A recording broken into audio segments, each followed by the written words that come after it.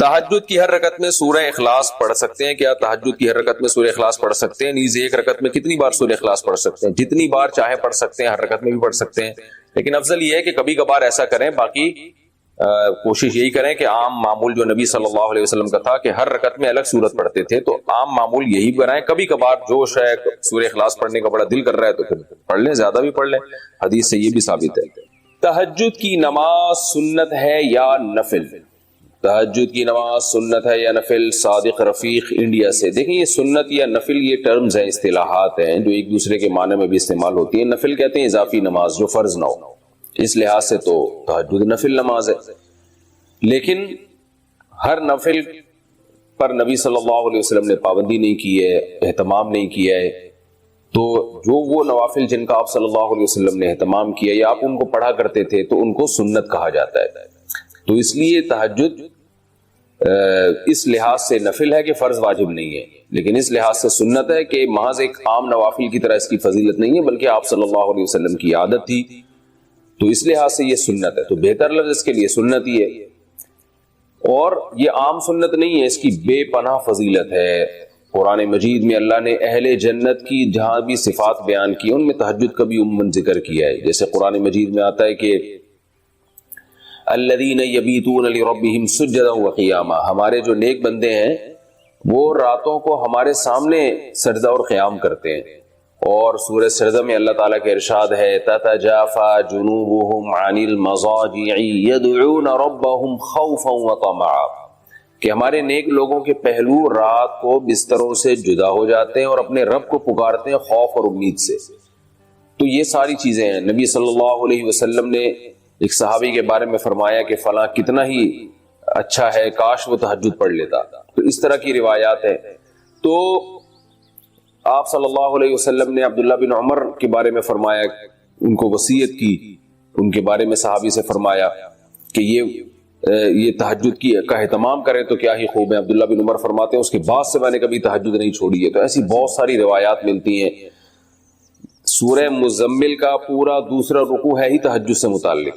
ان ربک یعلم انک تقوم ادنی من ثلثی اللیل ونصفہ وثلثہ وطائفۃ من الذین معک واللہ یقدر اللیل والنہار، کہ آپ پوری رات تہجد نہیں پڑھ سکتے، آپ کو دن میں یعنی آپ کے جو ساتھی ہیں ان کو مزاربت بھی کرنی ہے، دنیا کے معاملات بھی نمٹانے ہیں، دن میں بعض دفعہ جہاد بھی کرنا ہے، تو آپ رات کا کچھ حصہ اٹھ جائیے، آپ بھی اور آپ کے ساتھی بھی. تو بہت ہی اہتمام ہے.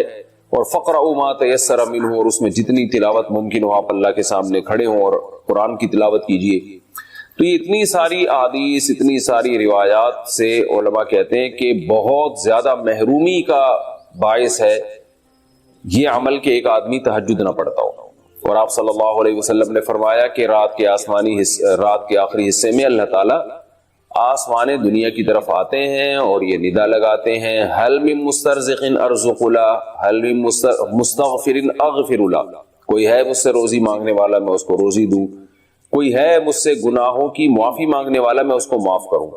اس لیے رات کو جلدی سونا چاہیے، اور تہجد میں رات کے آخری حصے میں جو تہجد کا ٹائم ہے جو سب سے اچھا ٹائم ہے، ویسے تو کسی بھی وقت رات کو پڑھی جا سکتی ہے، لیکن سب سے افضل ٹائم ہے کہ آپ سوئیں اور سونے کے بعد رات کے آخری حصے میں اٹھیں اور اس وقت راز و نیاز کریں، اللہ کے سامنے دعائیں مانگیں. بہت زیادہ اس وقت دعائیں قبول ہوتی ہیں اور نماز کا بہت ثواب ہوتا ہے. ان قرآن الفجر کان مشہودا. وطر کے بعد کیا تہجد کی نماز پڑھ سکتے ہیں؟ سنا ہے کہ وطر پڑھنے کے بعد کوئی بھی نفل پڑھنا مکروہ ہے، کیا تہجد کی نماز بھی نہیں پڑھ سکتے؟ بنت طالب کراچی سے. رسول اللہ صلی اللہ علیہ وسلم کا ارشاد ہے اجعلوا آخر صلاتکم وطرا، وطر کو سب سے آخری نماز بناؤ. اس بیس پر بہت سے علماء کی رائے ہے کہ وطر سب سے آخر میں پڑھنا چاہیے اور وطر کے بعد کوئی نفل نہیں ہے. اور ہمارے شیخ حضرت مفتی رشید احمد صاحب رحمہ اللہ کا موقف بھی یہی ہے، اور احسن الفتاوی میں اس پر بڑا زبردست مدلل رسالہ بھی ہے. لیکن ناجائز کوئی بھی نہیں کہتا، یعنی افضل ہے کہ وطر سب سے آخر میں پڑھے جائیں، لیکن وطر اگر کسی نے پہلے پڑھ لیے تو اس کے بعد بھی نفل پڑھنا بھی جائز ہے اور نماز پڑھنا بھی جائز ہے، کچھ بھی پڑھ سکتے ہیں، ناجائز نہیں ہے. افضل ہے، افضل کہ سب سے آخر میں. ناجائز نہیں ہے کیونکہ نبی صلی اللہ علیہ وسلم سے تو ثابت ہے صحیح سند سے کہ آپ نے وطر کے بعد 2 رکعت پڑھے ہیں. تو راجح یہی ہے کہ وہ 2 رکعت بھی وتر سے پہلے پڑھ لیں آپ، لیکن کوئی پڑھ لے تو ناجائز نہیں ہے. خاص طور پر جس کو یہ امید نہ ہو کہ تہجد میں میری آنکھ کھلے گی، وہ اگر وتر چھوڑ کے سو جائے گا اور رات کو آنکھ نہ کھلی تو وتر قضا ہو جائیں گے، اور وتر کی نماز واجب ہے. آپ صلی اللہ علیہ وسلم کی صحیح حدیث ہے اس بارے میں، من لم یوتر ان اللہ زادکم صلاۃ الا وہی الوتر، اللہ نے ایک اور نماز ہمارے لیے بڑھا دی اور وہ وتر ہے. تو وتر کے وجوب کے بڑے مضبوط دلائل ہیں، بہت سخت تاکید ہے وتر کی، تو اس کو آپ قضا نہیں کر سکتے. تو اگر رات کو آنکھ کھلنے کا خوف نہ ہو کہ پتہ نہیں آنکھ کھلے گی نہیں کھلے گی، تو پھر آپ کو چاہیے کہ عشاء کی نماز کے ساتھ ہی وتر پڑھ لیں. پھر اگر آنکھ کھلتی ہے تو تہجد بھی پڑھیں، تہجد کو ضائع نہ کریں. تو بہتر یہی ہے کہ وتر سب سے آخر میں ہو، لیکن پہلے پڑھ لیے تو بھی بلا کراہت، بغیر کسی کراہت کے نماز پڑھنا جائز، اس میں کوئی مکروہ نہیں ہے. تہجد کا صحیح وقت کیا ہے؟ تہجد کے اوقات کے بارے میں تفصیل سے بتا دیں. یہاں 4 بجے فجر کی اذان ہوتی ہے، کیا ہم 3:30 بجے اٹھ کر تہجد پڑھ سکتے ہیں؟ کیا اس سے ہمیں تہجد کی فضیلت حاصل ہو جائے گی؟ سہرش کشمیر سے پوچھتی ہیں. تہجد کا جو وقت ہے نا، وہ رات کا آخری حصہ بہتر وقت ہے. اور رات کا آخری حصہ کیا ہوتا ہے، آپ جو چارٹ ہوتا ہے یا جو نقشے ہوتے ہیں جس میں سحری کا وقت لکھا ہوتا ہے، وہ ہر علاقے میں مختلف ہے. تو آپ وہ دیکھیں یا نیٹ پہ سرچ کر لیں، نیٹ پہ ایسی اپلیکیشن آتی ہیں جو ڈاؤن لوڈ کر لی جائیں تو آپ کو پتہ چل جائے گا کہ صبح صادق کب شروع ہو رہی ہے. تو صبح صادق کا جو وقت ہے اس سے پہلے کا وقت فجر کا تہجد کا وقت ہے، جو سحری کا آخری وقت ہوتا ہے جس میں ہم سحری کھا کے ختم کرتے ہیں. تو اذانوں کا اعتبار نہیں ہے، کیونکہ اذانیں تو اکثر صبح صادق کے کافی دیر کے بعد جا کے ہوتی ہیں. تو اذان سے پہلے نہیں، آپ نے وہ نقشہ میں ٹائم دیکھ کے رکھنا ہے کہ صبح صادق کا وقت آپ کے علاقے میں کتنے بجے شروع ہو رہا ہے. اگر 4 بجے شروع ہو رہا ہے تو 4 بجے سے پہلے جو نماز پڑھی جائے گی نفل نماز، وہ تہجد کی نماز ہوگی. اور 4 بجے کے بعد جو پڑھیں گے وہ تہجد نہیں ہوگی، بلکہ اس میں تو نماز پڑھنا مکروہ ہے سوائے فجر کی 2 سنتوں کے. تو اس میں اگر اذان ہو بھی جائے تو وہ یعنی اگر 4 بجے سے پہلے اذان ہو گئی ہے تو اذان ہونے کے باوجود فجر کا وقت داخل نہیں ہوا. اور اگر 4 بجے کے بعد اذان ہوئی ہے تو 4 بجے آپ کے نقشے میں ٹائم لکھا ہے تو 4 بجے اذان کا وقت 4 بجے صبح صادق شروع ہو چکی ہے. تو اذان کا اعتبار نہیں ہے، وہ نقشے کا اعتبار ہے. اس میں آپ دیکھیں صبح صادق کا ٹائم کیا ہے. صبح صادق کا جیسے ہی ٹائم داخل ہوگا تہجد کا وقت ختم اور فجر کا شروع. نماز کے بعد کون سی تسبیح پڑھیں؟ نماز کے بعد میں نے امام صاحب اور بہت سے لوگوں کو کچھ تسبیح پڑھتے ہوئے دیکھا ہے. کیا نماز کے بعد کوئی خاص تسبیح ہوتی ہے پڑھنے کی، یا پھر کچھ بھی پڑھ سکتے ہیں؟ عبداللہ کراچی سے. کچھ بھی پڑھ سکتے ہیں، لیکن جو سنت تسبیح ہے وہ پڑھنی چاہیے. تو فرض نماز کے بعد تو آپ صرف اللہم انت السلام و منک السلام تبارک یا ذا الجلال والاکرام پڑھیں. اس کے بعد سنت موقدہ پڑھیں. اس کے بعد پھر آپ 33 دفعہ سبحان اللہ، 33 دفعہ الحمدللہ، 34 دفعہ اللہ اکبر یہ بھی پڑھ سکتے ہیں. یا 33 دفعہ سبحان اللہ، 33 دفعہ الحمدللہ، 33 دفعہ اللہ اکبر، اور 1 دفعہ پھر لا الہ الا اللہ وحدہ لا شریک لہ لہ الملک ولہ الحمد وہو علی کل شیء قدیر یہ بھی پڑھ سکتے ہیں. اللہم لا مانع لما اعطیت ولا معطی لما منعت ولا ينفع ذا الجد منک الجد یہ بھی، آیت الکرسی بھی. اس کے علاوہ بھی تسبیحات ہیں. بہت سے مساجد میں آج کل وہ لٹکی بھی ہوتی ہیں. سعودی عرب میں تو خاص وہاں مسجدوں میں اس کا اہتمام ہے کہ سنت تسبیحات میں نے تو ہر مسجد میں دیکھی ہیں. تو بڑا اچھا عمل ہے یہ. تو مسجد والوں کو چاہیے کہ وہ تسبیحات جو معمولات اور وظائف نبی صلی اللہ علیہ وسلم فرائض کے بعد پڑھا کرتے تھے وہ لکھ کے لگا دینے چاہیے تاکہ لوگ ان سے یاد کر لیں. ورنہ یہ تسبیحات تو نبی کا معمول تھا، یہ پڑھا کریں. فرض کے بعد سنت میں کتنا وقفہ کیا جائے؟ نماز کے بعد جو مسنون اذکار ہیں وہ ہمیں فرض کے بعد پڑھنے چاہیے یا سنتیں مکمل کرنے کے بعد؟ نیز فرض اور سنتوں کے درمیان کتنا وقفہ ہونا چاہیے؟ اقبال احمد مقبوضہ کشمیر سے. جناب اقبال بھائی، اس بارے میں 2 قول ہیں علماء کے. بعض علماء جن میں زیادہ تر عرب علماء ہیں ان کی رائے یہ ہے کہ فرائض کے بعد تسبیحات پڑھنی چاہیے. 33 دفعہ سبحان اللہ، 33 دفعہ الحمدللہ، 34 دفعہ اللہ اکبر. اور اس کے علاوہ بھی جو وظیفے ہیں احادیث میں، اللہم لا مانع لما اعطیت ولا معطی لما منعت ولا ينفع ذا الجد منک الجد. اسی طرح آیت الکرسی ہے. اسی طرح اللہم انت السلام و منک السلام تبارک یا ذا الجلال والاکرام. یہ سارے وظائف فرض کے بعد پڑھیں، پھر اس کے بعد آپ سنتیں پڑھیں. یہ عرب علماء کی رائے ہے. ہمارے ہاں جو بر صغیر کے علماء ہیں ان کی رائے یہ ہے کہ فرض نماز کے بعد آپ صرف اللہم انت السلام و منک السلام تبارکت یا ذا الجلال والاکرام اتنا پڑھیں، اور پھر آپ سنتوں میں مشغول ہو جائیں.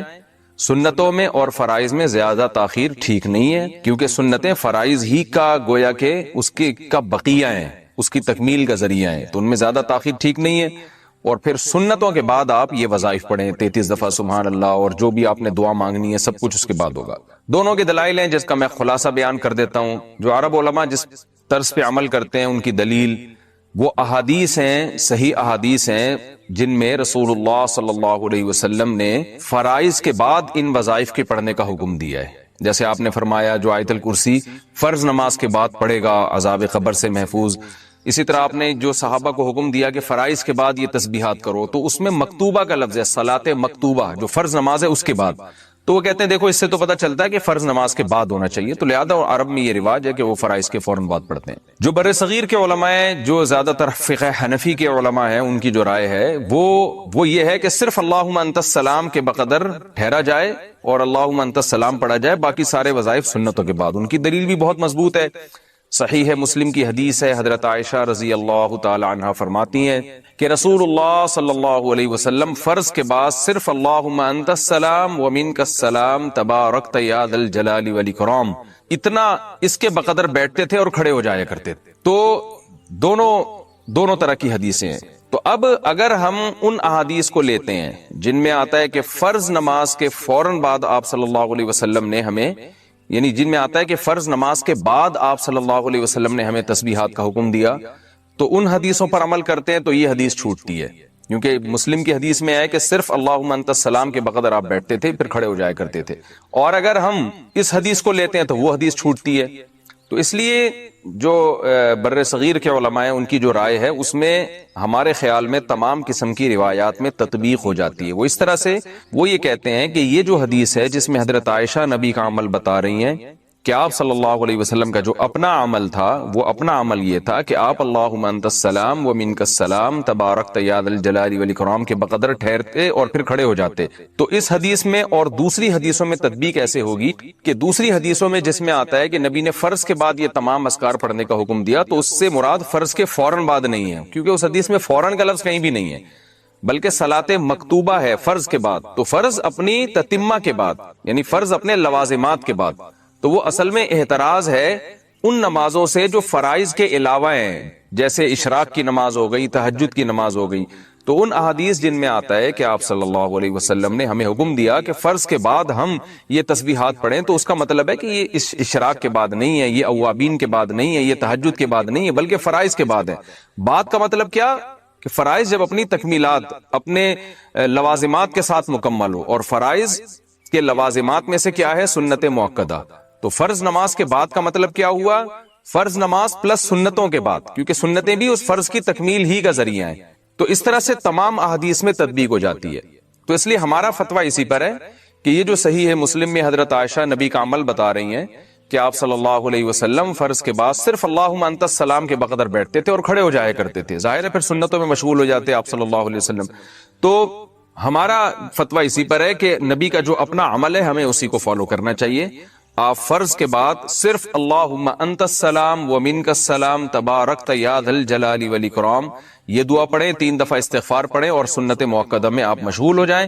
پھر سنت مؤکدہ کے بعد آپ وہ تمام تسبیحات اور آیت الکرسی اور وہ لمبی دعائیں آپ سنت مؤکدہ کے بعد پڑھیں آپ، اور وہ بھی گویا فرض کے بعد ہی آپ نے پڑھی ہیں، کیونکہ فرض کے بعد سنتیں بھی اسی کا گویا ایک طرح کا اسی کی تکمیل کا ذریعہ ہے۔ تو اس طرح سے تمام احادیث پر عمل ہو جاتا ہے۔ البتہ وہ نمازیں جن میں فرض کے بعد سنتیں نہیں ہیں، جیسے فجر اور عصر، اس میں آپ فرض کے فوراً بعد پڑھیں ہیں، کیونکہ اس میں تو سنتیں ہیں ہی نہیں۔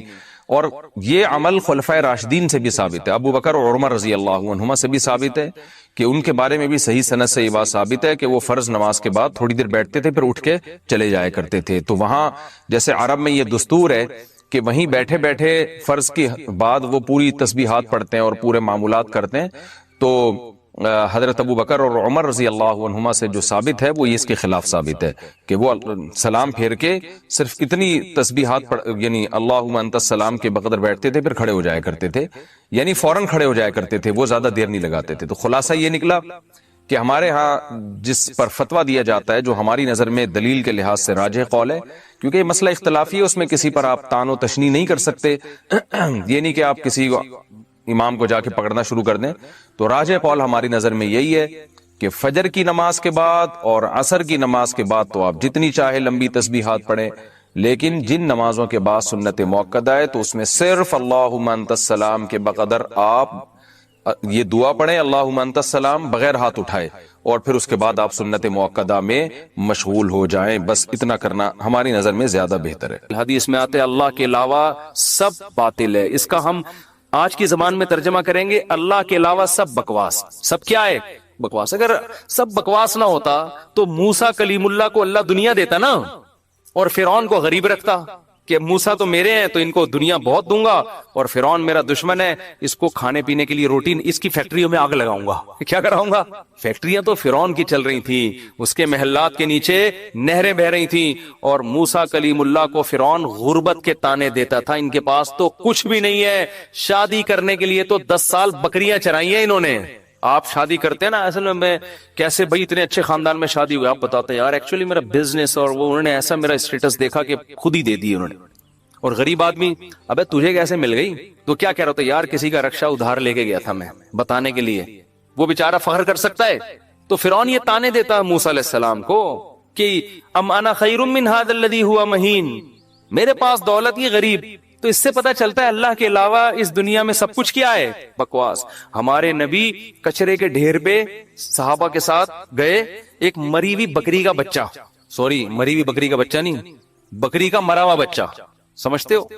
بکری کا مرا ہوا بچہ مردار ہوتا ہے نا، بو آ رہی ہوتی ہے، پھول پھٹ رہا ہوتا ہے. آپ نے صحابہ سے فرمایا کوئی ہے جو اس کو کچھ درہم میں خریدے؟ صحابہ نے کہا یا رسول اللہ اس گند کو کون خریدے گا؟ آپ نے فرمایا اللہ کی نظر میں اس دنیا کی حیثیت اس سے بھی کم ہے. جو ہم اس کو لفٹ کرا رہے ہیں نا، میرا پلاٹ، میری گاڑی، چند اصل میں یہ سمجھ میں آتی نہیں ہے. آنکھ بند ہوگی تو سمجھ میں آ جائے گا یار کس چیز پہ میں نے محنت. تو دل سے دنیا کی محبت نکالو، اور یہ ذکر تنہائی میں اجتماعی نہ کرے، ایک بدعت نہ بن جائے. ہاں لاؤڈ اسپیکر کھول کھول کے بھی مسجدوں میں ہو رہا ہے، ایک ٹوپی ڈرامے شروع ہو جاتے ہیں. ہر چیز کو نا لوگ انٹرٹینمنٹ کا ذریعہ بنا لیتے ہیں. اب یہ ذکر میں نے بتا دیا تو اب پتہ چلا مسجدوں میں پروگرام چلے، آئیے ہمارے ہاں 3:05 پہ ذکر ہوگا، پھر ہاں ہو رونا دھونا کرنا کرانا کچھ بھی نہیں ہوتا. تو تنہائی میں بیٹھ کے اگر 100 دفعہ ایسے کر لیں لا الہ، ہلکی آواز کے ساتھ، لا الہ الا اللہ، لا الہ الا اللہ، لا الہ الا اللہ، آپ کئی دن تک کنٹینیو کریں گے، آپ کے دل کی کیفیت بدلنا شروع. پھر آپ کو لگے گا یار لا الہ کوئی نہیں ہے، سب بکواس ہے. پھر کوئی آپ سے آ کے کہے گا نا ابے بحریہ ٹاؤن، آپ کہو گے میں تو رات کو 100 دفعہ دل سے یہ بحریہ ٹاؤن نکالا ہے میں نے. تو کس بحریہ ٹاؤن کی بات کر رہا ہے؟ دنیا رکھو ضرور، ایسا نہ ہو کہ پلاٹ ہی بیچ دیں صبح اٹھ کے.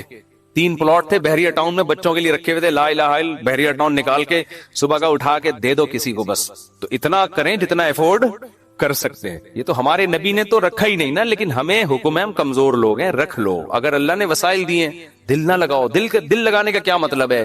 فیکٹری اس لڑکے نے رکھی تھی مگر دل میں بھی رکھی ہوئی تھی. تو میں نے کہا دل سے فیکٹری کو کیا کرو؟ نکال دو. جب نکالو گے تو کیا ہوگا؟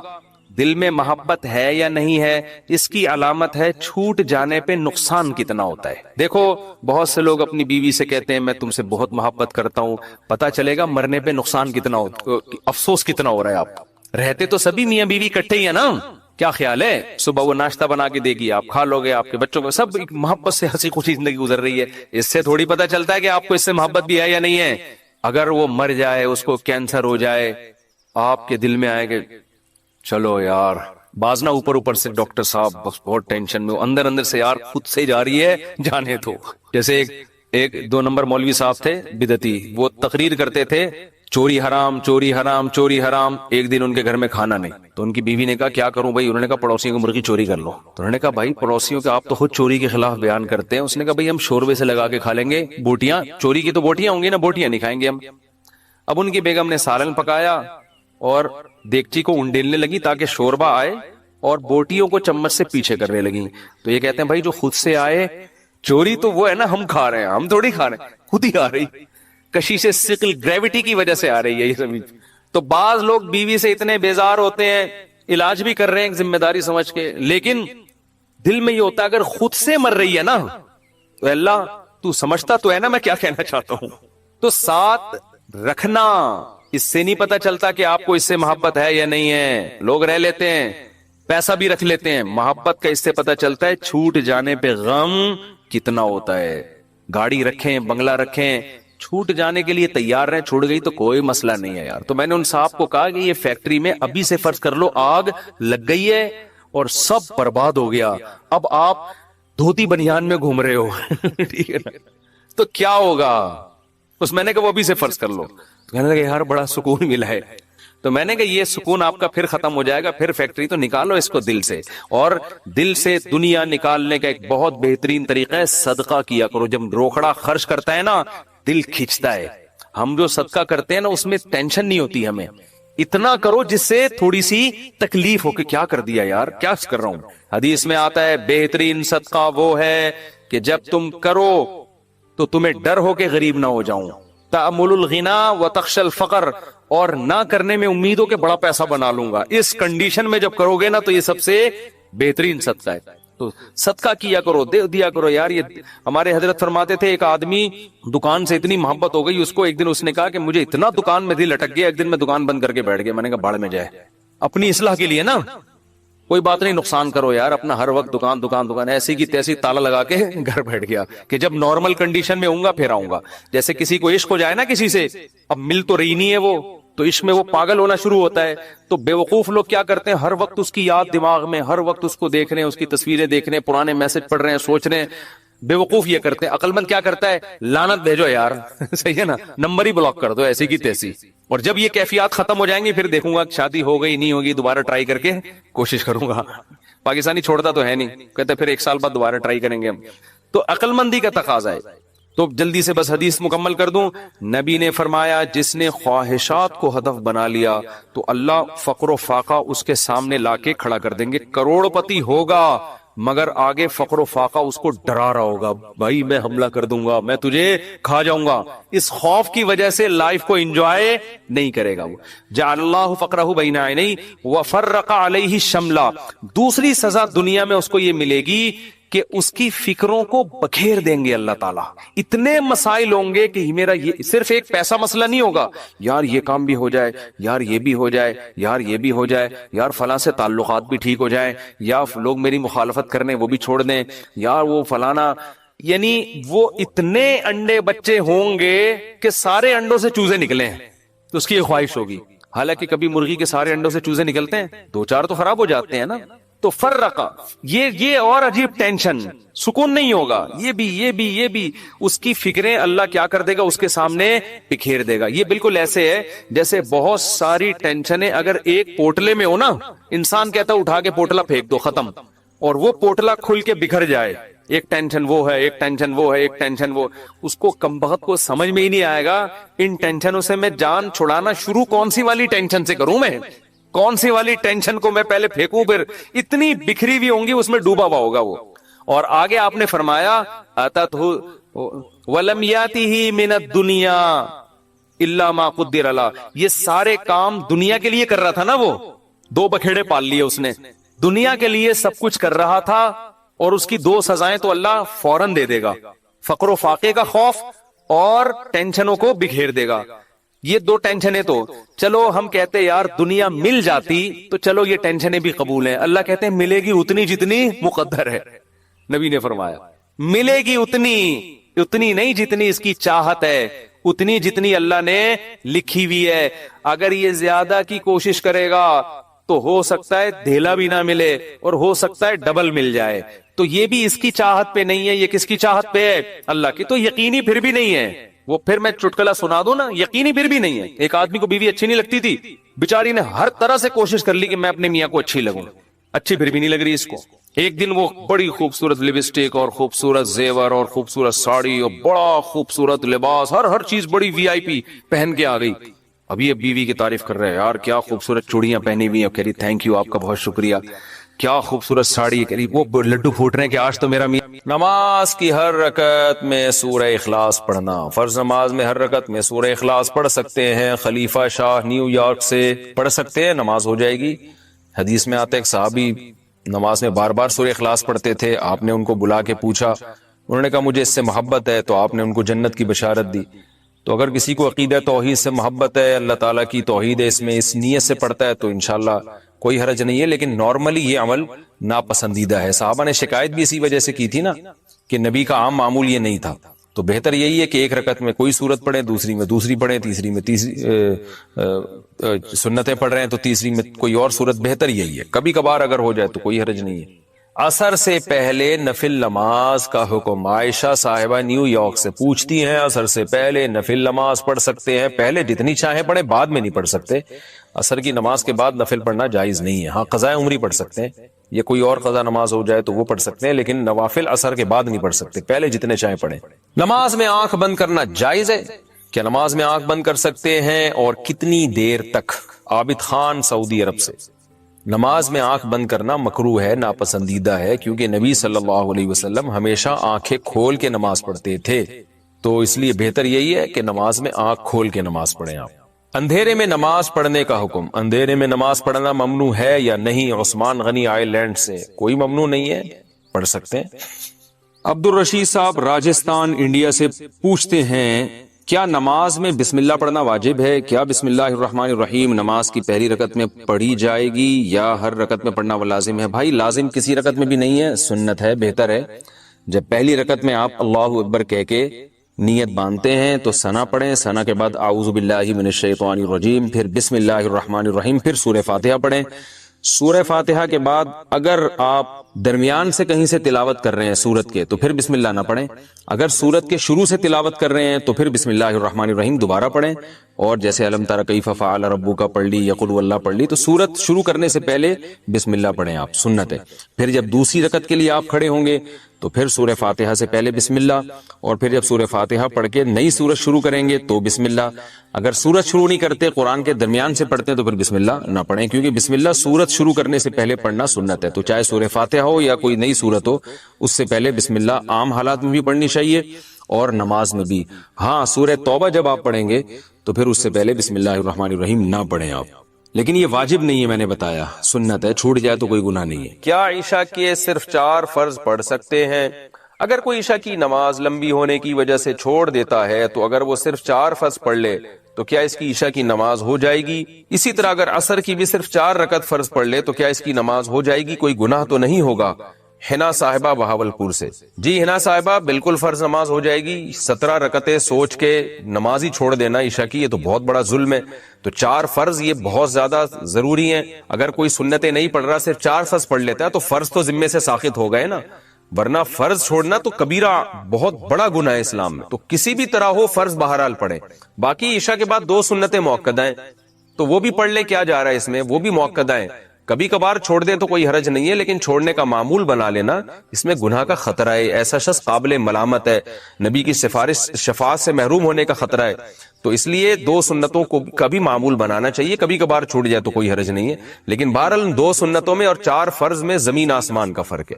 2 سنتوں کے چکر میں 4 فرض کبھی بھی نہ چھوڑیں، نہیں پڑھے جا رہے تو 4 فرض ہی پڑھ لیں، تو لیکن عام 2 سنتوں کا بھی معمول بنا لیں تو 6 رکعتیں عشاء کی، جس کو ہم کسی حد تک ضروری کہہ سکتے ہیں۔ 4 فرض تو وہ تو فرض ہیں بہرحال، اور 2 سنتیں مؤکدہ ہیں، وہ چھوڑنا حرام اور کبیرہ گناہ تو نہیں ہے، لیکن قابل ملامت ہے ایسا شخص جو سنتیں نہ پڑھے۔ اور وتر 3 رکعت وتر رہ گئے، وہ پوری رات میں کبھی بھی پڑھ لیں، وہ بھی واجب ہیں، وہ چھوڑیں گے تو گناہ گار ہوں گے۔ باقی عصر سے پہلے 4 رکعتیں پڑھنا وہ سنت ہے، وہ لازمی نہیں ہے۔ پہلے سوال ہے جی محمد صاحب انڈیا، محمد صاحب کی طرف سے جو انڈیا سے ہیں، کیا نماز میں نیت کے لیے یہ کہنا ضروری ہے کہ میں 4 رکعت فرض نماز پڑھ رہا ہوں، منہ میرا کعبہ شریف کی طرف امام صاحب کے پیچھے، یا دل میں ہی پتا ہو کہ آپ 4 رکعت فرض پڑھ رہے ہیں تو یہ بھی کافی ہوگا؟ دیکھیں یہ کہ منہ میرا کعبہ شریف کی طرف اور اس امام کے پیچھے، تو منہ تو کعبہ شریف کی طرف ہوتا ہے تو نماز ہوتی ہے، اس لیے اس کی نیت ضروری نہیں ہے۔ باقی یہ کہ امام کے پیچھے میں دل میں اتنا ارادہ کافی ہے کہ میں جماعت سے نماز پڑھ رہا ہوں، اب اکیلا نہیں پڑھ رہا۔ بعض دفعہ انسان صف میں کھڑا ہوتا ہے اپنی نیت باندھ لیتا ہے، تو دل میں بس اتنا ارادہ ہوتا ہی ہے جب آپ صف میں کھڑے ہیں، تو اور کیا کرنے کے لیے کھڑے ہیں؟ اپنی نماز تھوڑی پڑھنے کے لیے کھڑے ہیں۔ تیسرا مسئلہ یہ کہ 4 رکعت فرض پڑھ رہا ہوں، 2 رکعت فرض پڑھ رہا ہوں، یہ نیت لغو ہے۔ آپ فجر کے 2 فرض پڑھ رہے ہیں اور آپ نیت یہ کریں میں 4 پڑھ رہا ہوں، تو بھی فجر کے 2 ہی ہوں گی، اس سے کوئی فرق نہیں پڑے گا، کیونکہ وہ اللہ کی طرف سے پہلے سے 2 رکعت متعین ہے، آپ کے 4 کہنے سے وہ فرق نہیں پڑے گا۔ ظہر میں آپ نے یہ نیت کر لی کہ میں ظہر کی 2 رکعت پڑھ رہا ہوں، تو بھی نماز آپ کی ہو جائے گی، کیونکہ ظہر کی 4 رکعت ہوتی ہیں، 2 ہوتی نہیں ہیں، سفر میں آپ نے 2 پڑھنی ہے، اگر آپ نے یہ نیت کر لی میں 4 پڑھ رہا ہوں تو بھی 2 ہی پڑھنی پڑیں گی اور نماز ہو جائے گی، کیونکہ سفر میں اللہ کی طرف سے 2 متعین ہے۔ تو صرف اتنی نیت کرنی ہے کہ ظہر ہے یا عصر ہے، کیونکہ ظہر میں آپ کے پاس یہ بھی آپشن تھا کہ آپ پچھلی کوئی قضا پڑھ لیں، یہ بھی آپشن تھا کہ سنت پڑھ لیں، یہ بھی آپشن تھا کہ فرض پڑھ لیں، تو یہ 3 آپشن تھے آپ کے پاس، تو ان میں سے ایک کو آپ نے خود متعین کرنا ہے کہ فرض پڑھ رہا ہوں یا سنتیں۔ نمبر 2، ظہر پڑھ رہا ہوں یا پچھلی کوئی قضا پڑھ رہا ہوں۔ تو جب آپ نے یہ نیت کر لی کہ نہیں جی ظہر ہے، تو 4 رکعتیں 2 رکعتیں یہ لغو کام ہو جائے گا، اس کی ضرورت نہیں ہے، بس اتنی نیت کہ ظہر ہے اور فرض ہے بس۔ یعنی فرض سے میری مراد کہ ظہر ہے، آج کی ظہر ہے، یہ بھی ضروری نہیں کہ فرض ہے، کیونکہ ظہر تو ہے ہی فرض، تو سنت نہیں ہے۔ سنتیں پڑھ رہے ہیں تو دل میں یہ نیت ہو کہ یہ ظہر میں سنت پڑھ رہا ہوں میں، فرض نہیں پڑھ رہا، تو بس اتنی کافی ہے۔ آج کل نیتوں میں بہت زیادہ غلو ہونے لگا ہے۔ نماز میں نیت ضروری ہے یا تکبیر کہنا کافی ہے؟ فرض نماز میں نیت کرنی ہوگی یا صرف اللہ اکبر بولنا ہوگا؟ اگر نیت کرنی ہوگی تو وہ اردو میں کریں یا عربی میں کریں۔ سلمہ صاحبہ دبئی سے، دیکھیں نیت نماز میں ضروری ہے، لیکن نیت دل کے ارادے کا نام ہے، اور دل میں ارادہ انسان اپنی زبان میں ہی کرتا ہے جو اس کی مدر لینگویج ہے، بس دل میں نیت کرتا ہے میں نماز پڑھ رہا ہوں، تو بس اتنا کافی ہے۔ پھر جو نماز ہے اس کی نیت کر لیں، ظہر کی ہے تو ظہر کی نیت کر لیں، عصر کی ہے تو عصر کی، فرض کی ہے تو فرض کی کر لیں، بس دل میں نیت کافی ہے، اس کا انگلش عربی اردو سے کوئی تعلق نہیں ہے۔ نماز کی نیت کیا زبان سے ضروری ہے؟ نماز کی نیت کا کیا حکم ہے؟ دل میں نیت کافی ہے یا لفظوں سے نیت کرنا ضروری ہے؟ ابرار احمد سومرو سکھر سے، نہیں جی نیت تو دل کے ارادے کا نام ہے، بلکہ فقہا نے لکھا ہے کہ دل میں ارادہ تھا ظہر پڑھ رہا ہوں اور واقعی ظہر کی نماز تھی، زبان سے نکل گیا کہ عصر پڑھ رہا ہوں تو نماز ادا ہو جائے گی، اس لیے کہ دل میں صحیح ارادہ کیا ہوا ہے۔